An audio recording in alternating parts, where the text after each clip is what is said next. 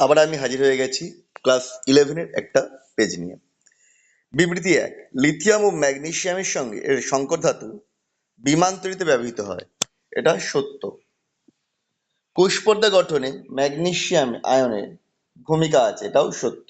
অর্থাৎ বিবৃতি 1 ও 2 উভয়ই সত্য। সর্বোচ্চ কতগুলি ইলেকট্রনের ক্ষেত্রে কোয়ান্টাম সংখ্যার নিম্নোক্ত সমন্বয় ঘটবে? তাহলে 4-এর জন্য কি কি থাকে? 4s, 4p, 4d আর 4f, এই 4টে কক্ষ হতে পারে। এর মধ্যে একটা থাকবে যার হচ্ছে প্লাস আপ হবে, এটা 3টে থাকবে যার প্লাস আপ হবে, এর 5টা, এর 7টা ইলেকট্রন থাকবে যার প্লাস আপ হতে পারে। টোটাল ইলেকট্রন সংখ্যা হচ্ছে 3 আর 1 4, 5 আর 4 9, 9 আর 7 16, অপশন সি। এমও থিওরি অনুসারে, এমওটি মলিকুলার অরবিটাল থিওরি অনুসারে নিম্নত কোনটি অণুতে কেবলমাত্র প্রায় বন্ধন আছে? এটা হবে অপশন বি, সি তে, কার্বন, এটা দেখা যাবে। পরেরটা দেখো, 16টা অর্থোফেনলের আন্তঃআণবিক হাইড্রোজেন বন্ধনের উপস্থিতির জন্য উদ্বায়ী, কারণ এটা একক বিচ্ছিন্ন রূপে থাকে। আর অন্তঃআণবিক হাইড্রোজেন বন্ধন উপস্থিতির জন্য অর্থোফেনলের গণনাঙ্ক বেশি, এটা ভুল। তাহলে বিবৃতি 1 সত্য কিন্তু 2 ভুল, এটা হচ্ছে অপশন বি। পরের কোশ্চেন দেখো, গ্রুপ 13 প্লাস জারণ স্তরটির আপেক্ষিক সাহিত্যের ক্রমটি হলো। এটা দেখো, গ্রুপের যত ওপর থেকে নিচে নামবো তত প্লাস ওয়ানের সাহিত্য বাড়বে due to inert pair effect. এটা হচ্ছে অপশন সি। 17টা যাচ্ছে সি।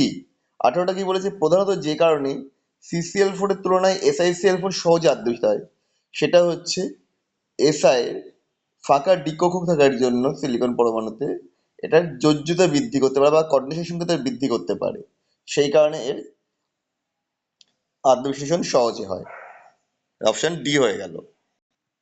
পরের কোশ্চেন দেখো, এক্স এর পারমাণবিক ভর এম বলে দিয়েছে 64, 6 গ্রাম পরিমাণে কতগুলো একক কোষ থাকবে?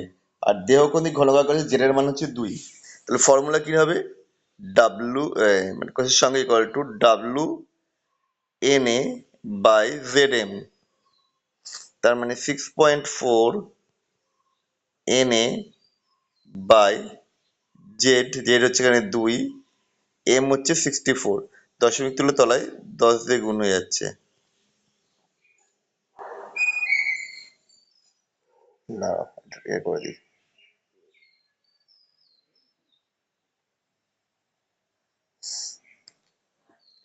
6.4 ইন্টু NA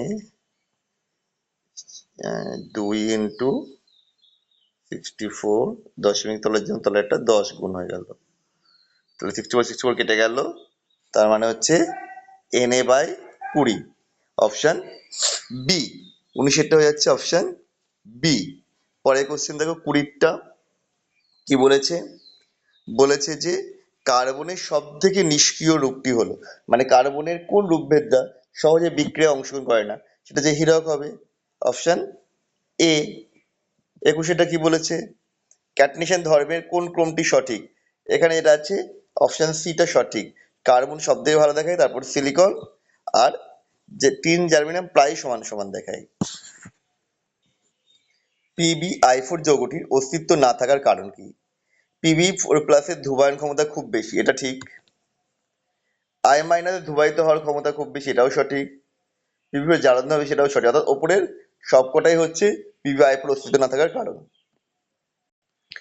স্তম্ভ মেলাতে বলেছে, এটার স্তম্ভটা মোটামুটি সহজই দিয়েছে। একেরটা হবে বি, কারণ এন এর মান 3, 3s যেহেতু, তার মানে আমার অপশন হয়ে যাবে বি অথবা সি এর মধ্যে উত্তর আসবে। পরেরটা 4f, তাহলে এন এর মান 4, এল এর মান 3, এটা হচ্ছে ডি, এটাও এ বি এর মধ্যে। তার পরেরটা আমরা বুঝে যাবো 2p, তো 2, এন এর মান 2, অর্থাৎ এটা যাবে সি,